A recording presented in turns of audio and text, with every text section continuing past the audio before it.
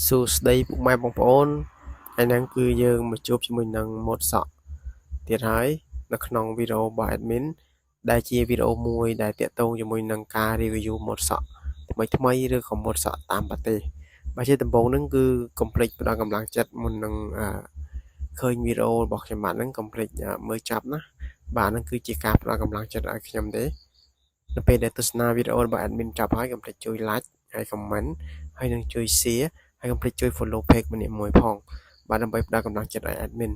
សម្រាប់ម៉ូតសក់ថ្ងៃហ្នឹងគឺជាម៉ូតសក់មួយដែលបាទ admin ដកស្រង់ចេញមកពីតាមប្រទេសទៀតហើយបាទពុកម៉ែបងប្អូនបាទគឺមានសារៈសំខាន់មែនទែនណាម៉ូតសក់ទាំងអស់នេះដែល admin នាំយកមកណាជាសក់មួយឬក៏ម៉ូតសក់មួយដែល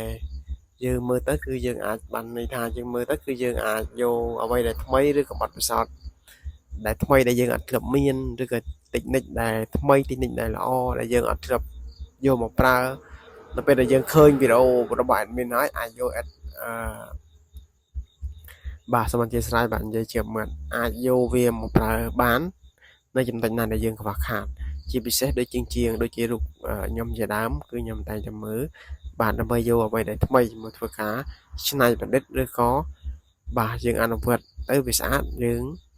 ក៏អនុវត្តវាបន្តណាបើមិនជាយើងមើលទៅកន្លែងណាវាខ្វះខាតអត់ស្អាតយើងក៏បាច់យកវាទេ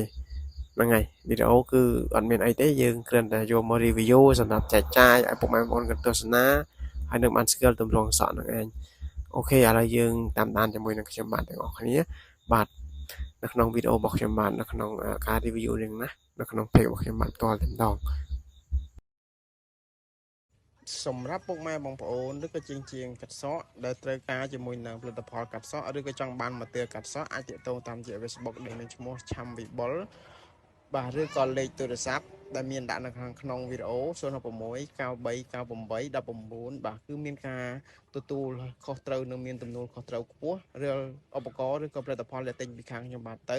គឺមានការធានាត្រឹមត្រូវបាទសម្រាប់ពុកម៉ែបងប្អូនដែលចាប់អារម្មណ៍កុំភ្លេចតាក់ទងតាមរយៈលេខទូរស័ព្ទ016 9398 19បាទ